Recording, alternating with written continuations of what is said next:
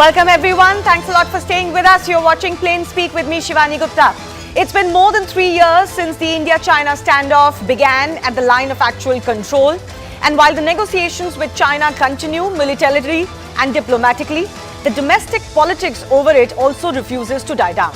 On the sidelines of the Brics summit in South Africa, Prime Minister Narendra Modi had an informal meet with Chinese President Xi Jinping. Both leaders discussed the ongoing tension in bilateral ties and agreed to maintain peace and tranquility at the border.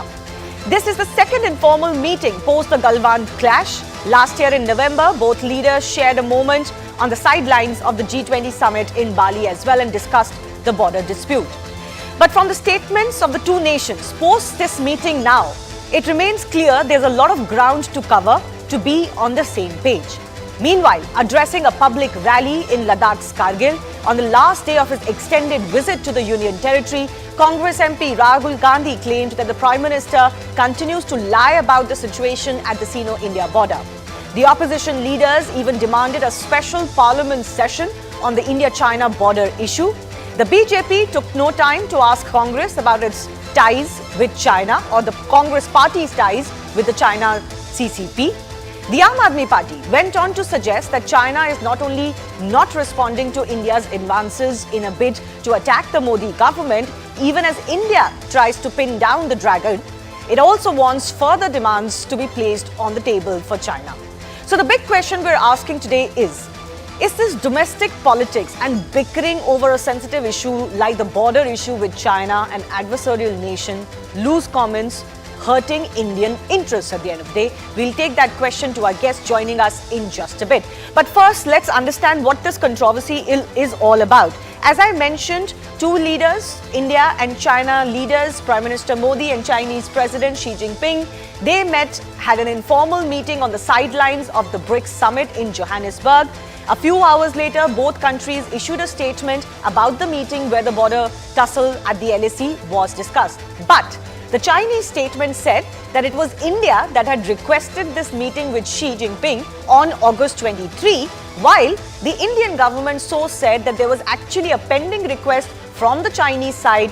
Not surprisingly, there is always some one-upmanship when dealing with diplomatic ties or the language that diplomats use as far as their releases and statements are concerned, especially when you're dealing with an adversarial country. But let's take a deeper look as far as the statements released by both countries is concerned and why there is, of course, a divide that is coming to light. So China's statement said that there were candid talks and in-depth exchange that was held between the two countries. India said that the Prime Minister raised India's concerns about the border issue. The Chinese statements also said that they are for improving relationships which serves a common interest for both countries. India said that the Prime Minister raised the unresolved issues along the line of actual control. Chinese statement says that both countries should handle the border issue properly. India says we are observing and respecting the LAC is essential. So that again was a message that was given to the counterpart in China. China also said that they will jointly safeguard peace and tranquility in border region. India warned that no normal ties between the two countries until the border situation is resolved is possible. This is a line that External Affairs Minister S. Jaishankar has also been publicly saying. Now, there was no mention of a de-escalation at the LAC that was mentioned, at least as far as the Chinese statement is concerned, while the Indian statement said that officials have been directed to intensify efforts for this de-escalation at the LAC, which has been, of course, the big bone of contention between the two countries. So, as I said, these are the statements that have created, of course, which is natural in the diplomatic world, a bit of a divide on where both countries stand. And this is not new, certainly not new for New India and China in the last 3 years. But this is what the opposition chose to react as. As I said, while slightly unrelated to the meeting in Johannesburg, Rahul Gandhi has been maintaining this attack on the current government for quite some time. He said, he once again in fact claimed that the Prime Minister is lying as far as the China situation is concerned, that China has grabbed our land. I have seen Chinese forces on Indian side, and it is sad that the Prime Minister is continuing to deny it.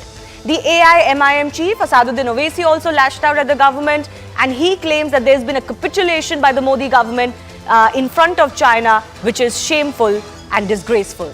and dangerous actually. Saurabh Bhardwaj, the health minister in Delhi's Aam Aadmi Party government, also claimed that we are running after Xi Jinping or China for talks, but they aren't responding. This is of course picking up from the Chinese statement. He also stated that India should make it clear, should warn China that either they should hold talks or there will be no red carpet for Xi Jinping in the upcoming G20 meet. Well, a lot of advice that is coming in from opposition leaders, but the big question we're asking is this. All of this domestic politics, is it really necessary? All of these comments about what is happening, not happening, what should happen, what should be done, is it really necessary and is it hurting Indian interests versus a country like China?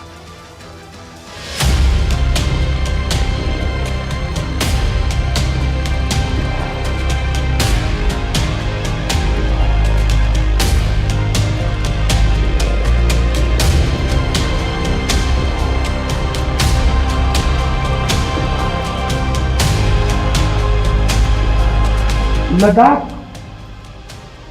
एक strategic जगह है, ये सरासर झूठ है। लद्दाख का हर व्यक्ति इस बात को जानता है कि लद्दाख की जमीन चाइना ने हिंदुस्तान से ली है और प्रधानमंत्री जी सच नहीं बोल रहे।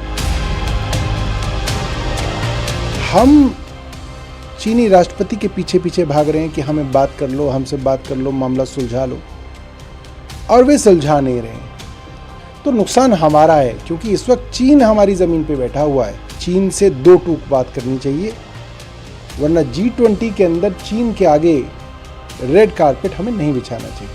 आखिर क्यों प्रधानमंत्री चाइनीज प्रेसिडेंट के पीछे भाग रहे हैं बातचीत के लिए? आखिर क्यों देश के प्रधानमंत्री देश को अंधेरे में रख रहे हैं कि लद्दाख बॉर्डर पर क्या हो रहा है? नरेंद्र मोदी की सरकार हमारी बहादुर फौज पर ये प्रेशर डाल रही है कि कोई सोल्यूशन को एक्सेप्ट कर लिया जाए। राहुल गांधी जी को बार बार चीन की बातों पर इतना प्यार क्यों उमड़ आता है? ये राजीव गांधी फाउंडेशन को मिले हुए दान का एहसान है या चीन की कम्युनिस्ट पार्टी के साथ हुए करार का इकरार है कि बार बार वो भारत सरकार से तकरार करने को तैयार है?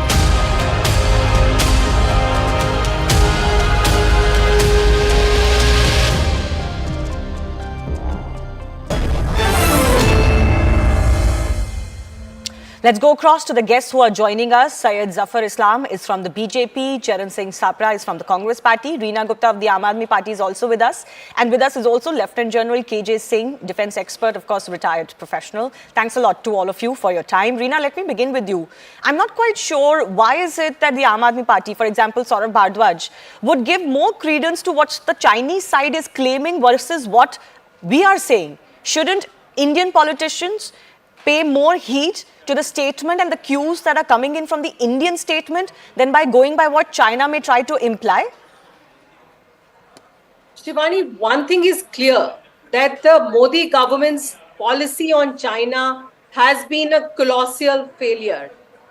First, the Prime Minister tried to give chai to the Chinese premier in Sabarmati River, on the banks of Sabarmati River. Then Mamallapuram, all of that, nothing has worked with China. What has happened is that China is becoming more and more aggressive. They are occupying 500 square kilometers of our territory in Modi government's Raj, and our soldiers are going on being killed. At the same time, our trade deficit with China is $100 billion at a record high. So Modi government needs to figure out its China policy. Otherwise, China will continue to bully us. China will continue to occupy our territory. And with this trade deficit, we are almost becoming like a new colony of China, $100 billion in trade deficit. Why can't we manufacture these things on our own? In this day and age, economics is the best way to attack any country. Fair Why enough. can't we I have- take your point, and of course, that economic linking with China is something all global countries are looking forward to. This is a big issue for US, for example, currently, and many other countries, and all governments are working towards it, even if they may not say so openly, because this is a diplomatically sensitive issue as well. I take your points, and I think all of the criticisms, the questions by the opposition should be responded to. But my fundamental question to you was, why should somebody, a minister in the Delhi government, make a comment about how India should handle China diplomatically and that China is not responding to us when militarily and diplomatically we are working to de-escalate and work on a solution? Is this the right way or the right time?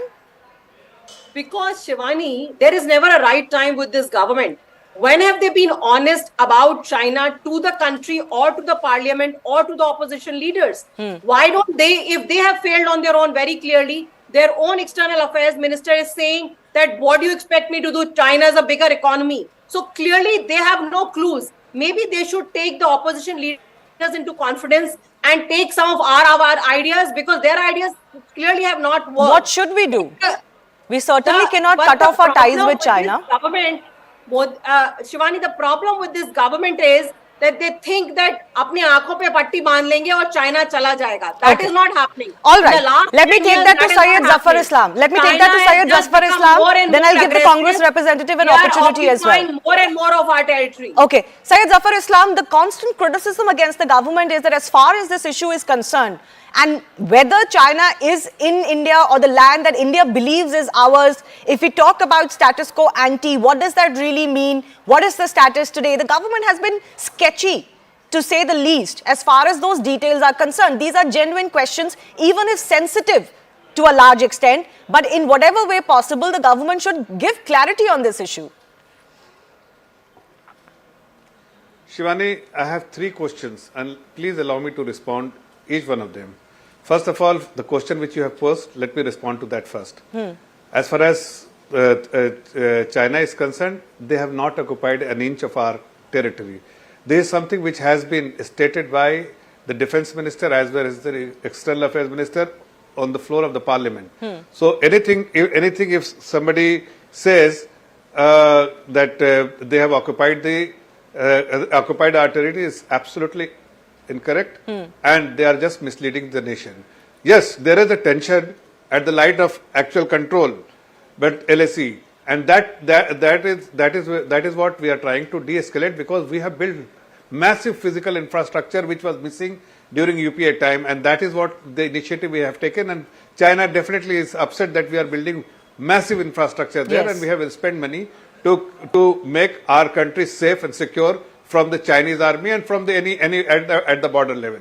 Second thing, so it is all misleading. Whatever Rahul Gandhi is spreading is misleading. Second thing, what Reena ji said just now, that about the trade deficit. Yes. I think you should understand that every other country, China had become so big in manufacturing space that 70% of the global manufacturing was happening in China. So every product was being outsourced from China, or China was exporting to different parts of the allow world. me to respond. Every country was struggling.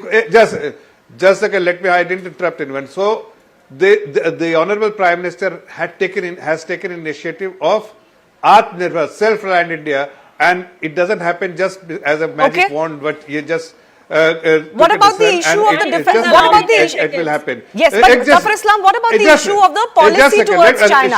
I think Reena Gupta's main attack was that the government Just doesn't a seem second. to know how to bring China into Let control. me just Yeah, go ahead. let me just complete, Shivani. I know what question she has posed. We exactly know how to deal with the China. We have taken action against don't them. know.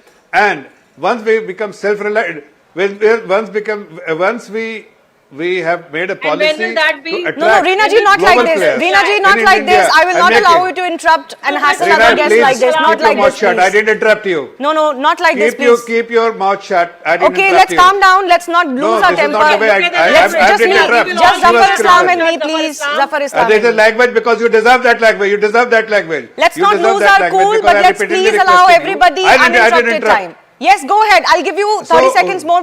Zafar Islam, Shivani. finish your point. No. Allow me to complete. Shivani ji, all I'm saying that our policy is absolutely clear. We have to the trade deficit, we have to ensure that it should be in our favor. We are becoming self-reliant by making India as a manufacturing hub. We have taken many policy decisions and also engaging 571 global companies to bring set up shops in India and start manufacturing here and store from out of India. We have been successful, like Quid Car, for instance, or G Medical. They have lock, stock, barrel. They have shifted from China and set up shops here, and they are exporting from here. It is a template we will replicate. And third thing, what But you want to hear from the government? No, let me give him the opportunity to respond. Please don't interrupt over each other. But Mr. Zafar Islam, you must conclude now. 30 seconds, please. 30 seconds. Conclude 30. Our minister has spoken.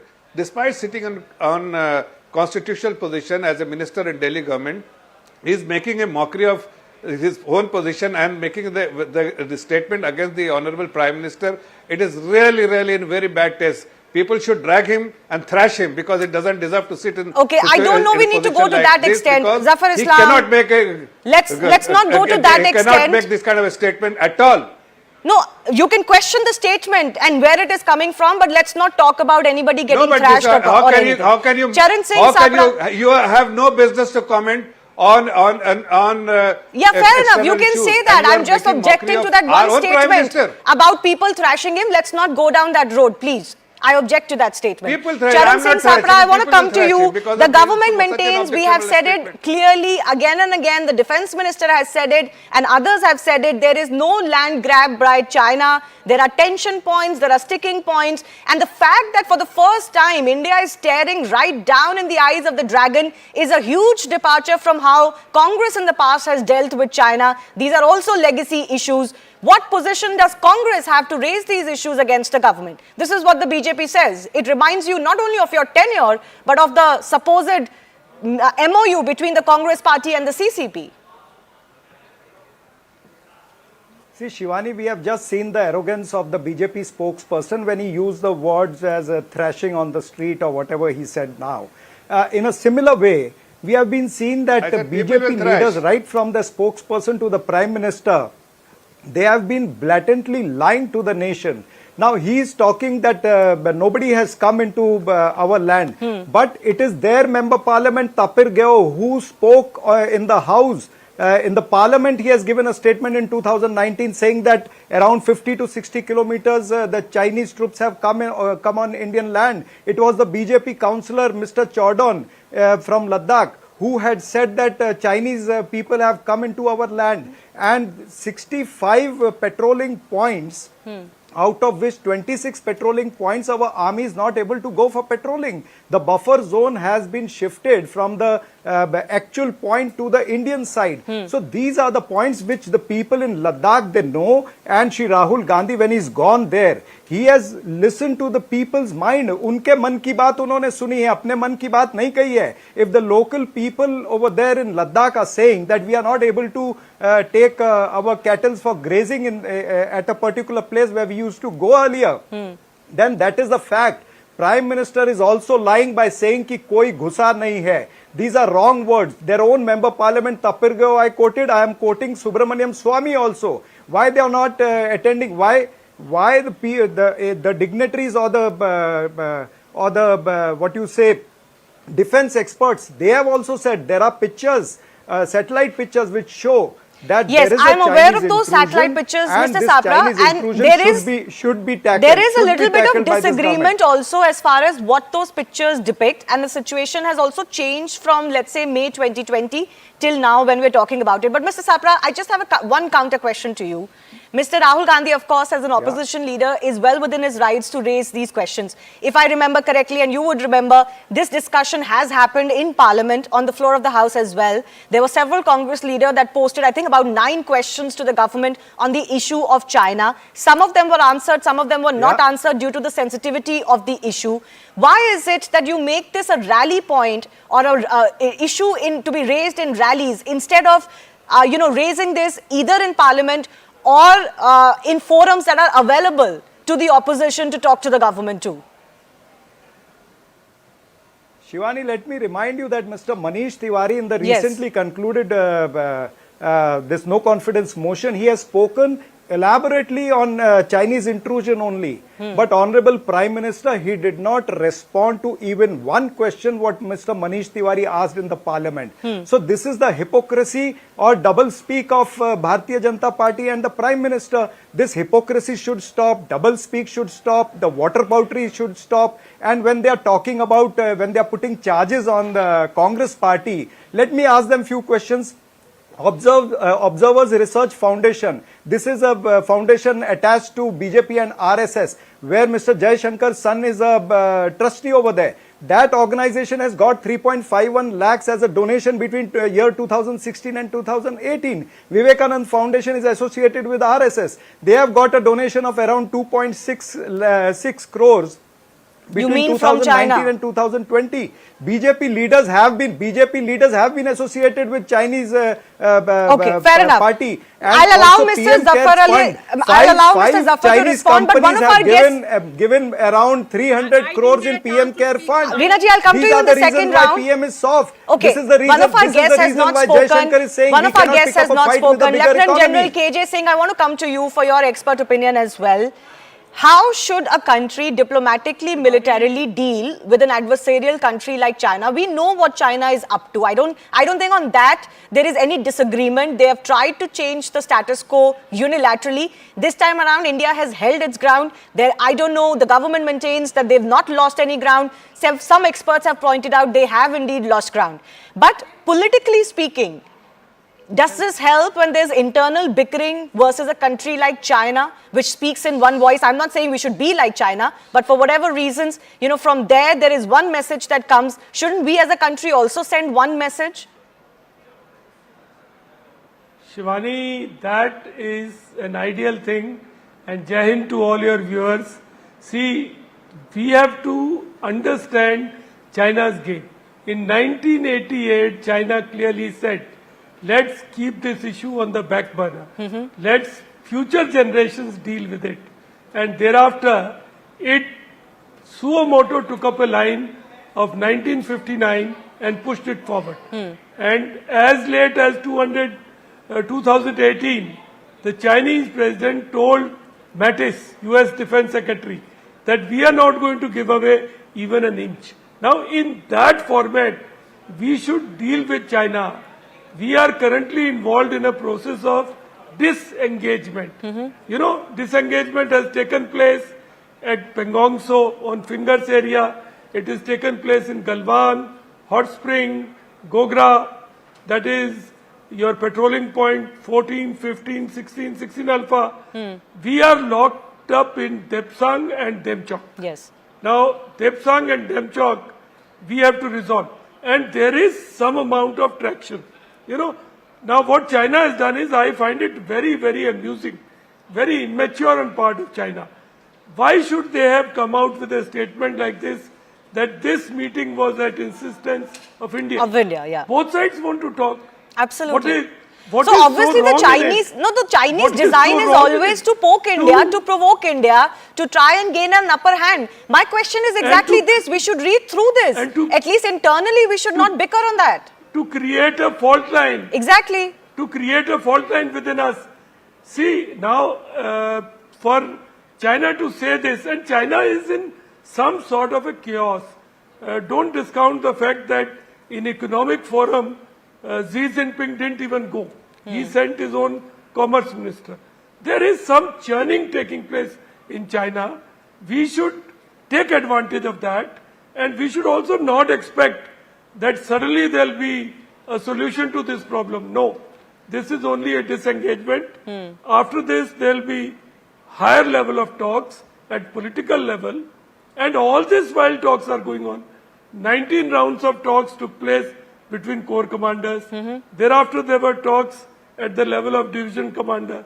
So talks must happen between two nuclear-powered nations which are sitting eyeball to eyeball. And the only known protocol which was fashioned between 2008 and 13 has been destroyed by China. Right. So we have to talk. Yes, what and is so I wrong don't in think it? that there are I any can't easy understand that. solutions or any quick solutions that you snap your fingers and you can deal with a power like China. These are world realities. So I have limited time. I'll go across our political panel and give everyone 30 to 45 seconds. Reena Gupta, first to you. Shivani, first of all, I take strong objection to Zafar Islam's statements. I wish that his government would show some aggression towards Chinese rather than his political opponents, and he's behaving like a sadak chap gunda, which is what is the DNA of his party. All his leaders behave like that. Okay, let's move on from that, please. I objected to that. Let's move on from that. Dealing with No, you, but we cannot allow these one kind has of to believe, statements on one has TV to deal programs. with, one has to Absolutely deal not. with you like this Chop only. raho, Zafar Islam. A person Chop who is, raho. अरे ये चुपचाप जो रहो, आंखें दिखा रहे हो, शांत ये रहो चाइना को तुम। इस तरह के कमेंट को, इस तरह के शर्म आना चाहिए तुमको, इस तरह के कमेंट कर रहे हो। अरे शर्म आना चाहिए तुम जैसे लोगों को, इस तरह के कमेंट मार रहे हो, इस तरह के कमेंट देश के साथ गद्दारी करने के अलावा कुछ और सीखा है क्या? देश के साथ गद्दारी, प्रधानमंत्री के बारे में ऐसी बातें कर रहे हो तुम, तुम्हें शर्म आना चाहिए। You should be ashamed. You should criticize your own minister. You didn't criticize, that's why you criticize. You didn't criticize. You should have taken objection to his statement. All You are right, taking I'm just objection to intervening my now, statement. please. You should have Zafar taken Islam. objection to your minister's statement.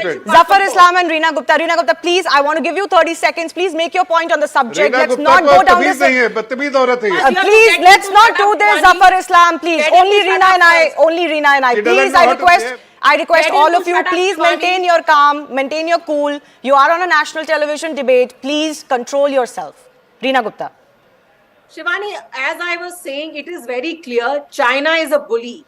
And Yes. if you behave like a coward in front of a bully, the bully is going to bully you even further. But India hasn't been a coward, Reena Gupta. Let's India be fair. has been a coward. Let's be fair to our Indian till army. Now what we've said, Shivani, can I complete? Yes, you okay, never go let ahead. me complete. Zafar Islam does a pravachan monologue and you barely let me speak for 10 seconds. See, it is very clear that we keep thinking by closing our eyes, we'll be able to deal with China. That has not worked. We have to make sure that we slowly increase our manufacturing capacity so that our trade deficit with China goes down. Right That's now, happening. 30% of India's trade deficit is with China. 30%, that's huge. But during COVID times, even to manufacture crocin tablets, we are dependent on China. And if we don't manufacture things on our own, all this make in India, blah, blah, blah, is all been a failure. All right. So the You've Prime made that Minister point before. I take your point. I have limited time. I have to go to Mr. Sapra as well. Mr. Sapra, 30 seconds to you as well. See, Shivani, what I want to say that BJP should stop fooling the nation. They should stop soft peddling towards China. They should understand कि चीन हमारा map बदल रहा है और हम उनके app ban करके खुश हो रहे हैं. Why BJP is doing soft peddling? Because Narendra Modi has taken 43,000 crores project in Gujarat. Why they are soft peddling? Because they have given Dawn Fab, a company, they have given smart meter contracts in Jammu and Kashmir, a border state. That is a Chinese company. Why they are soft? Because they have given contract to UC Web company, which was a banned company. So these are the things where Indian government is doing a soft peddling. They should stop soft peddling. They should stop whatever trade deficit between China the soft and peddling India should against reduce. China, against what the government we need says. to hit them Zafar Islam, economically I'll give you also. 30-40 seconds so that you can respond to both, but please do it in limited time. If you wanted to bring about to the concept, if you wanted to convince the opposition of the country that there's been no land ceded to China, maybe you have failed in that. Maybe the government needs to do more on that. Not at all, Shivani. See, on the floor of the parliament, the entire member of parliament from all political parties were there, and a statement was read by none other than the Raksha Mantri and the External Affairs Minister. Every single details have been provided, which is sensitive even, had been shared with the member of the parliament, and they are fully aware please lower his of fader. the status. Manish Tiwari. And secondly, as far as the Reena ji was talking about the trade deficit, as I said, she was also speaking about the manufacturing, increase the manufacturing out of India. So we are creating manufacturing hub. All the policy decision of the government to make India self-reliant is driving towards the making India. Well, that's a long road. I don't think criticism on that, why can't we lower our trade deficit? Shivani, No, surely. That's also is happening. It is getting better from the earlier days. Secondly, last thing, I wouldn't have made that statement had Reena Gupta had taken objection against her own minister that how dare you can make this kind of a statement against the Prime Minister when he is visiting. Well, she's obviously not going to do that. She's from that party. She's not going to do that, right? Okay, let's not get into that again. They can demoralize. They can demoralize our army, but they will not make objection to their own statement. Okay, I'll leave it at that. I have to cut across from this. I do thank all of our guests for joining us. It is a sensitive issue, but it's also a long road with China, and maybe all politicians can come together to understand and recognize that fact. That does not mean that you have to not be able to criticize the government, but it can be done in a manner that doesn't harm the adversary on this side. Moving on, the Kashmir Files has bagged the National Film Award for Best Film for National Integration, named after actor Nargis Dutt. As was the case with the film and its success throughout, this award, and especially the category, has evoked sharp reactions, especially from politicians from BJP-opposed parties, with some claiming that this has brought down the honor of the awards itself. Well, this politics seems like water off a duck's back, as the team has faced this before, and it feels the public response and success has vindicated them. I spoke exclusively to Anupam K, the actor and executive producer of the movie, who said that people may criticize the film still, but they can no longer hide the truth of what happened to Kashmiri Pandits. You have, of course, expressed your delight at receiving this award, but you wanted the Best Actor award as well. So a little disappointed as well?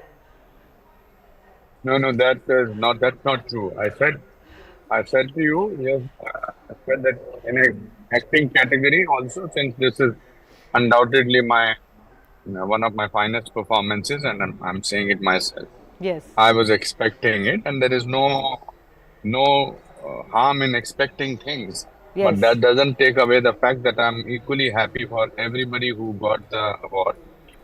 And as I said, that it also gives you an opportunity to try again. It was said in a jest of absolutely fun also. No, absolutely. You meant that अगर सब कुछ मिल जाएगा, कोई ख्वाहिश ही नहीं बचेगी, तो फिर motivation भी life में नहीं रहेगी. So I get that. I was asking you in jest too. Yes, I understand. Yes. So what does this award, and especially the award when it comes for national integration, mean for you and all of you who worked on this film, and you've gone against the grain to make a film like this on a subject like this? You've been attacked relentlessly for the last 1 year and more since this movie came out. What does this award mean for you? I think then the category that it has given, that is, I think, a fantastic category, because the film is about a wound which has not been healed or not even talked about for the last 32 years. Finally acknowledged by some people, by jury, audience had already acknowledged it. That's why it was such a huge hit. But Nargis Dutt, Best Feature Film for National Integration, puts a stamp to it and should put an end to every artificially created controversy by a certain section of people. And it's not important to even mention over here. I was listening to some earlier conversation while I was online with you, or telling somebody that some people are still crying. Well, they are crybabies. They will always cry. And there are people there are two kinds of people in this world. One is doer and one is criticizer. Doers will do their job and criticizers will criticize their job. Some people have venom inside them and they bring out the venom. Some people have Amrit inside them and they bring out the Amrit. The idea is to keep working. The idea is to keep telling what is your truth and what is the world's truth. So Kashmir File has certainly upset certain section of people because they thought this truth should have been hidden all of their life. It was not a convenient truth to them. So they will continue to talking about it. They will continue to do it. I'm stopped by the police, by the way. Yes, tell me. No, you're right that this in a way puts a stamp of acknowledgement on the subject and what it means for the country and for Indians. But you said that this should put an end to the controversy, but that's not ending. In fact, मतलब I think so ना. some of It's not the because it's लोगों का job है ना. अब आप job को बंद कर रहे हो तो थोड़ा उनका जॉब खत्म होता है ना. अब उनको लगता है कि कुछ अगर बोलेंगे नहीं तो उनकी अहमियत क्या होगी. Their reference point to life is I'm on live on the reference point to life is criticism.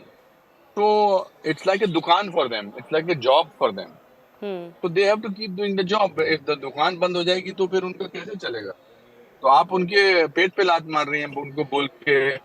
मतलब नॉट यू एज यू कि अगर उनको बोलो कि नहीं बोलेंगे बिकॉज दे आर ट्रेडिशनल विलाप करते हैं ना जो पुराने जमाने में विलेजेस में विलाप करते थे जो जिनको प्रोफेशनल रोने धोने के लिए बुलाया जाता था. ये वो लोग हैं. तो वो तो आएंगे ही मतलब जो जिनका जॉब था कि हाउ टू वो स्यापा बोलते हैं पंजाबी में how to sort of keep crying. So they will do that. But sir, these are not just. कौन रोक सकता है? I remember asking you the same question when this controversy, was arose at one of the other award function in November last year, and one of the panel judges had attacked Kashmir Files in a very caustic manner. And I had asked you this question then too, that why is this one film irking so many people so much that they cannot resist or avoid any opportunity to attack it. And today too, it's not just people in Kashmir, for example. Many politicians in Kashmir had attacked this movie. You've got Tamil Nadu Chief Minister attacking it. You've got other parliamentarians and politicians from the rest of the country attacking it. They feel this movie is not deserving of this award and this honor. Why do you think it brings out such extreme responses in people? That's the beauty of free India, that they have the right to say what they want to say. But the truth has been declared by the audiences. Any film which is an audiences all over the world, it is not only in Kashmir or where there are more Kashmiri Pandits staying, it's all over the world. The audience has accepted it, and that is what is bothering them. Now, whatever position they are holding, if they want to stick to this position of theirs, it's very good for them because that's what suits their agenda and their propaganda. I will state the other way around. It is now their propaganda which is not being accepted by the people and now the National Awards jury also. So the propaganda that they have been spreading for the last 32 years that nothing happened to Kashmiri Pandits has been exposed by Kashmir Files. So that's why it sort of upsets me. Earlier I used to get upset about it, but now I smile because I feel that बेचारे कितने छटपटाते हैं ये लोग, कितने परेशान होते हैं. आप भी माइक लेके उनके पास इसीलिए जाती हैं क्योंकि आपको भी पता है कि ये लोग कोई दूसरी बात बोलने वाले नहीं है. How will they accept? एक बार बोल दिया उन्होंने कि ये झूठ है तो बार बार बोलते रहेंगे ये झूठ. बट सच बात तो ये है कि जब ये नेशनल अवार्ड होगा तो मैंने विवेक अग्निहोत्री से रिक्वेस्ट की है एज एन एग्जीक्यूटिव प्रोड्यूसर, मैं मंच पे जाना चाहूंगा और राष्ट्रपति जी से या उपराष्ट्रपति जी से अवार्ड दूंगा और ये उनको मैं सबको डेडिकेट करूंगा जो इस टेररिज्म के विक्टिम हैं, and not only in Kashmir but also anywhere in the world. ये the people who are criticising are not criticising the film, they are actually criticising the truth that there are victims of terrorism in the world and especially in Kashmir. So they were shutting their eyes, they're blinded to the fact that there is terrorism, there is fear, there is murder that happened in the last so many years. Why is Kashmir completely different today after Article 370 abrogation? Why is Har Ghar Tiranga equally a great success? Because unki dukanein band ho gayi. They used to pay these people, Hurriyat people and separatists, they used to pay the children to throw stones on people, and while they used to send their own children abroad or in other cities. So it was a business. That business has been shut down thanks to whatever is happening in the last 4 years after 370 abrogation. You mentioned that you used to get upset ये चीजें earlier. हो रही हैं, तो अब ये जैसे 14th reel में. Yes, continue. Sorry. इस तरह से 14th रील में पुरानी हिंदी फिल्मों में विलन जो था वो बौखला जाता था, बिकॉज अब हीरो की जीत होनी होती थी। वही ये हाल है। तो अब उनको whatever this government is doing, they want to oppose it. उनका बस चले तो वो चंद्रयान पे जो हमारा चंद्रयान 3 पहुंचा उसका भी कोई कि अरे ये कैसे इसके बारे में बोले कि ये they want to show, but having that's a political point of view, but the the tragedy of 500,000 Kashmiri Pandits, so the fact that they had to leave their home, the fact that they were, whatever people were there in Kashmir and now nobody is there, 2% or 3% Kashmiri Hindus are there, the fact that the government has, NIA has opened case Yes, of investigations. Justice Ganju investigation is a fact in itself. It took them 33 years to do that. But at least होना तो शुरू हुआ है ना. At least you restore your faith in the truth. Sometimes truth takes a little time. So it will die down. Kashmir Files, after 100 years when people will see it, or 50 years people will see it, they will know the truth. Today when we see films about what happened in Germany, what happened in Holocaust, I went recently to Vietnam and I went to the museum there of what the war did to people in Vietnam. I was horrified. I am going to request the government to put this memorial in Kashmir itself, in Srinagar itself, to what happened to Kashmiri Pandits over there. Yes. So No, as you said, it's a wound that needs to be acknowledged first before it can be healed. But there are many who refuse to acknowledge I'm it. trying to say that what happened in Vietnam, a person like me,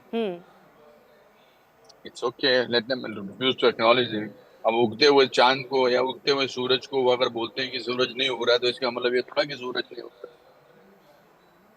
You wanted to finish? 1999. No, I just said that I was saddened, and there were so many people who were at the Vietnam War Memorial who were crying, including me, because they were horrified that this is what could happen to them. And similarly, I or the Kashmir Files, or I as an individual, need to tell the government to create a memorial of what happened to Kashmiri Pandits in Kashmir. Yes. No, there has been a long-standing demand by many Kashmiri Pandit organizations to at least acknowledge it as a genocide and a targeted genocide. Absolutely. And that can be a beginning of change to come. Absolutely, I totally agree with you, and that's what. So at every stage, let's not give importance. It's time to celebrate cinema. It's time to celebrate that the film has got this award, and to go back to those people. I should be talking here to you how happy I am on behalf of the unit. Yes. How happy I am for at least so many Kashmiri Hindus who are now being looked at. अरे आपके साथ ये हुआ, and dedicate this award to all of them, rather than there are some people who are criticizing the film. Right, but I did wanted to ask you, what do you think the impact of a Kashmir Files type movie has been? One, on the content that comes from the industry that you have been a part of for several decades, and you've seen it grow and change over a period of time. Do you think it has made it easier for certain topics that were taboo to be picked up by filmmakers? And are they being accepted more? Because at least as far as Kashmir Files are concerned, you see, the criticism is not ending. No, the change is very silent. Change, it takes time to sort of register. But it will, 100%, we will see the impact of it in the next coming 2-5 years. What kind of cinema we will see? We already saw Kerala Files, Kerala Story. Yes. And unbelievable business. Why am I talking about business constantly? That is because it's a proof of audience's acceptance. That is what I'm saying. It's not some Marvel film कि भाई सब लोग देखने गए या कोई और Superman film है. It's a film about truth, reality, tears, murder, etc. No entertainment, and yet people are wanting to see it because that's the kind of audience that is getting for cinema like this. So I always say, and I would want to end this at this, that Kashmir File is the new chapter of Indian cinema, according to me. All right. When the history of Indian cinema will be written, they will say Kashmir File was a very defining film. I appreciate that. Many congratulations once again. Do celebrate with the team. And of Yes. course, we look forward to when you go up to the stage and take that award. And we look forward to speaking to you soon, Anupam Kher. Many congrats. Thank you. Thank you.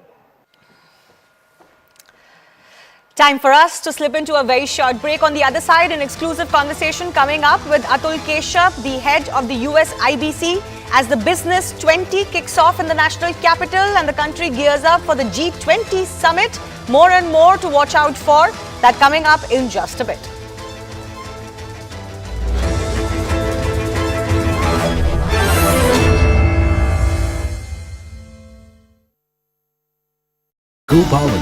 Considering this is an escalation of attack by Rahul Gandhi in the name of his Ladakh visit, he's constantly raising these allegations against the government of the centre of the ceding of land by China, and they've come far into the Indian territory. On what basis are these claims being made, Sujata? You heard what Rahul Gandhi said. He said that he is speaking to the people of Ladakh, and this is what they are saying, and this is absolutely true. Because if you look at the context in which this is being said, it is the Prime Minister's statement that na koi ghusa hai, na koi ghusa hua hai, na hamara post kisi ke kabze mein hai. And if you remember, when he said that, the next day, the then Defence Minister Rajnath Singh gave a statement and mentioned how clashes had happened in the Galwan Valley. However, I'd like to draw your attention to the Nyoma Block Development Council chairperson. Her name is Urgen Chodon, and she has been saying that the Chinese have been crossing across to our land and taking control of our land since May 2019, and this is proved by her Facebook post. She resides over there. She's not an ordinary person. She is a Block Development Council chairperson. We will not believe her. What she said was that the Chinese PLA soldiers had entered 6 kilometers into Indian territory, and this was a post that he shared 4 days before the clash happened, and this was a post not from that year, that is not from 2020, but 11 July 2019. She went on to give lots of examples, but I want to understand why is it that 4 days before the Air Force Day last year, on October 4, the Chief of Air Staff, Air Chief Marshal V.R. Chaudhary, what did he say? That our aim is to ensure that there is status quo ante that has to be achieved. And this was in response to the Chinese envoy saying that all is well and everything was okay and there was no problem. However, there is one more point I would like to understand. Why is it that there are talks happening? There are 19 rounds of 4 commander talks which have already taken place. What is that for? Is it just in air? Are we trying to say that we are just engaging with the Chinese because there is no problem on the NAC? Now, if you look at all the all the things that have been mentioned, there were 3 places that were mentioned as problem areas due to the incident of June 2020.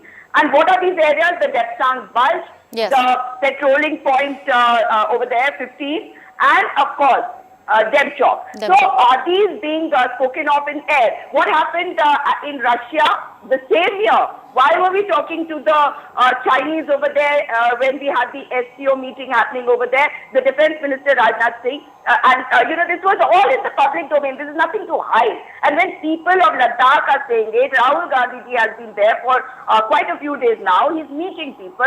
Why is it that the government wants to hide this? This is a national security issue, and this should be discussed in a special session of the parliament. Why can't the Prime Minister do that? Okay, all right. So, Jata, we would have a member of the Bharatiya Janata Party to respond to these claims that you are making. But meanwhile, this entire point that you have raised vis-a-vis the statements that have come by way of senior stakeholders in the Ladakh area, I'd let Colonel Dinny to join us on the broadcast and just offer more perspective. Colonel Dinny, how do you read these very statements, considering Rahul Gandhi, while in Ladakh, is attributing the information that he's received from the locals over there? The Chinese have ceded into the Indian territory, something that has been kept away from the Indians by the Prime Minister himself. Ma'am, see, we must understand that a purely national security issue has become a purely political issue. Yes. So unfortunately, even if I, want to give a perspective, I will be branded as politically inclined towards one side or the other. The fact of the matter is that this is a issue which has not come in 2020 or 2019 or before that. It has been there for a very long time, and the basic problem is that the border is not demarcated. There is no border. There is no border either on the map or on the ground. So there will be problems. So that is the first thing which people, I think, conveniently forget. As far as the transgressions have happened, I think it has been happening throughout. It is not the first time again happening. But what is different this time, and that is what the status quo ante, what we all are talking about, is the quantum of troops which have come from the Chinese first, and then followed by us. Yes. There is almost 60,000 troops facing each other in the Aksai Chin area. That is the status quo, which is in a large manner, which has changed. This quantum of troops have never been there. Then there were 7 friction.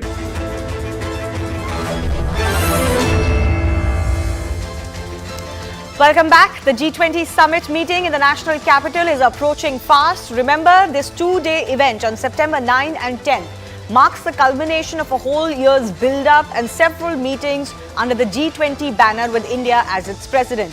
The B20 summit, the one focusing on business, kicked off today in the national capital with a theme of RAISE: responsible, accelerated, innovative, sustainable and equitable businesses. Over the next 10 days, a whole host of top global leaders will be arriving in the national capital, headlined by none other than U.S. President Joe Biden, who has confirmed his presence. The G20, remember, is an inter-government forum comprising of 19 countries and the European Union. It works to address major issues related to the global economy, such as international financial stability, climate change mitigation, and sustainable development. First up, take a look at the top big leaders from across the world that will be in the national capital for this summit. As I mentioned, Joe Biden, the US president, is the top name headlining this event. Justin Trudeau, Canadian president, is also expected. Anthony Albanese, Australian prime minister, will be in town. We are expecting, and this is going to be a big one to watch out for, Xi Jinping, the Chinese president, as well. Emmanuel Macron, the French president. We're also expecting Rishi Sunak, of course, the Prime Minister of UK of Indian descent. Mohammed bin Salman, who's the Crown Prince of Saudi Arabia, is expected in town. Mr. Erdogan, the Turkish president. And we have Fumio Kishida, the Japanese Prime Minister. A lot of these leaders, the Prime Minister has already been meeting on various other forums. The Indonesian President Widodo is also expected to be in town. Remember, Kremlin has said that Russian President Vladimir Putin will not be attending the summit in person. They've said their main emphasis for them right now is a special military operation that is ongoing in Ukraine.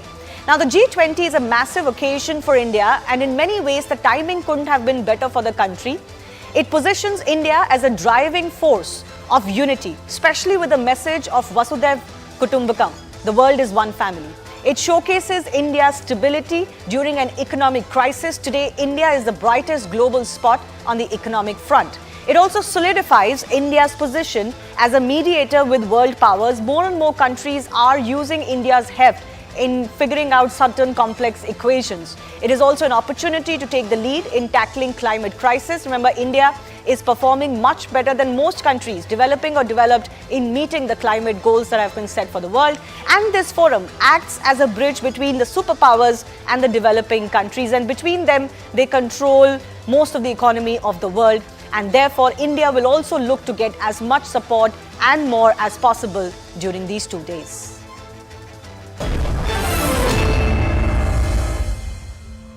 I'm joined by none other than President, U.S. India Business Council, and also Senior Vice President, U.S. Chamber of Commerce, Atul Keshav, is joining us, who has served as Charge d'Affaires of the U.S. mission in India. The G20 with India as the president. Mr. Keshav, you know it's a big occasion for us. President Biden is coming. Leaders from across the world, global community are coming. How do you see this moment for India? Shivani, thank you for having me. Look, this is India's golden moment. India will shine on the world stage. The leaders of the top 20 economies will come here. President Biden is coming here. India's had a magnificent, magical moment with the Chandrayaan-3 landing on the south pole of the moon. Yes. An incredibly difficult feat to achieve. a victory for all of India and all of humanity. What ISRO has done, I think, kind of hammers the ball out of the park on the notion that India's moment has come, and that this is a golden time for Indians to aspire for the greatest amount of national economic growth and happiness and prosperity and development as India rises to become a much, much bigger economy and to help set the standards and the rules for the world of the 21st century. The G20, of course, focuses a lot on the politics, diplomacy, because a lot of the global leaders will be there on the same forum. But a lot of the work actually gets done behind the scenes, things like you do. So give me a sense of business-wise, trade, investment, collaboration-wise, what is it that you're focusing on while being in the national capital? So that's a great question. Look, I represent a business council of over 200 world-class companies, American and Indian. And if you look at, for instance, the joint statement set by President Biden and Prime Minister Modi after the state visit, there are 58 paragraphs in there. And these paragraphs reflect the very bold aspirations of the two governments for where they see U.S. and Indian collaboration in kind of ensuring the happiness, freedom, and prosperity of our people and of the entire world. But in a lot of that, business plays a really key role in defense, in pharmaceuticals and life sciences, in future tech and deep tech, quantum computing, artificial intelligence, in cybersecurity, in space exploration. Our companies increasingly are collaborating in many ways that will help define how much government can achieve. So my job as the head of a trade association is to try to find ways that we can smooth out the path of U.S.-India business-to-business collaboration in a way that we can help the governments achieve these very, very bold goals. Because if India and America succeed, it's going to be good for the entire planet. Yes, and we remember when the Prime Minister was in US on that trip, which has really shifted the Indo-US ties to a new level. A lot of the focus was on business. You had business leaders around the two world leaders, and of course, all of that needs to be taken forward. You spoke about the Chandrayaan. Space tech is growing. Is there anything we can expect or look forward to as far as companies or collaborations are concerned in this field? So you have seen how there has been an enormous growth in private sector space explorations, near Earth, remote sensing, and so many other applications besides in the United States since we deregulated the space sector. And so you've got companies that are launching rockets, they're supplying the space station, they're putting astronauts up. And I think that that kind of growth is really unlocking the potential of space. So India's massive technological achievement in landing a rover on the moon is just another step in the U.S.-India space odyssey, because we've worked together on moon missions, we've worked together on Mars missions. Our ISRO and our NASA and your ISRO work very well together. And so I think there's plenty of room not only for the governments to work on space, but frankly for our private sectors. At USIBC, we're very proud that we host regular meetings of our space working group that brings American and Indian companies together to try to ensure the safety and peaceful use of space for the benefit of everybody. You know, India is also moving in that direction, allowing private participation in space. So let's see where that goes. But, you know, when it comes to just the position that India enjoys today or wants to enjoy over the next 2 decades or so, there are a lot of challenges that are also cropping up for India. As its economy grows, as its heft grows in global diplomacy, there are new challenges emerging. For example, we just saw, you know, the Indian Prime Minister meet the Chinese president yesterday, and you know about the LSE standoff that has been ongoing. The question I really want to ask is, how much support can India expect from global powers, from the world, in facing those challenges? I think the world is deeply invested in seeing India's rise to become a prosperous, happy nation. India is already well regarded in world affairs as a country that upholds international order and international peace and security. It is a responsible stakeholder. It is a peaceful nation. It takes care of its neighbors and its friends. It treats others with equality and compassion. It is greatly generous around the world in helping other people. And so an even bigger, even stronger, even more wealthy India is going to bring even more of that goodness to the global scene. So this is where I would appeal to Indian friends that in that golden moment of building this country up to a 10 and then 20 and $30 trillion economy, I would suggest that the world is deeply invested, as American companies already are, in India. They want to see that growth happen. To the extent that the process can be inclusive, there can be stakeholder input in regulations, there can be predictability in regulations. That will greatly unlock and unleash even more investment that will result in even more jobs and even more prosperity for India. And frankly, what's good for India is good for America and good for the world. So that kind of predictability is the most important thing for global capital. Capital seeks safe destinations. India is, of course, very geopolitically safe. It's a wonderful civilization, a great democracy. A little more regulatory predictability will, I think, really unleash a lot more investment. On that note, Atul Keshav, I do thank you for your time. I hope you enjoy your time in the national capital, and it builds up perfectly to the G20 summit when Joe Biden will be here as well. On that note, time for me to take your leave. My colleague Anand Narasimhan is now joining you on the right stand.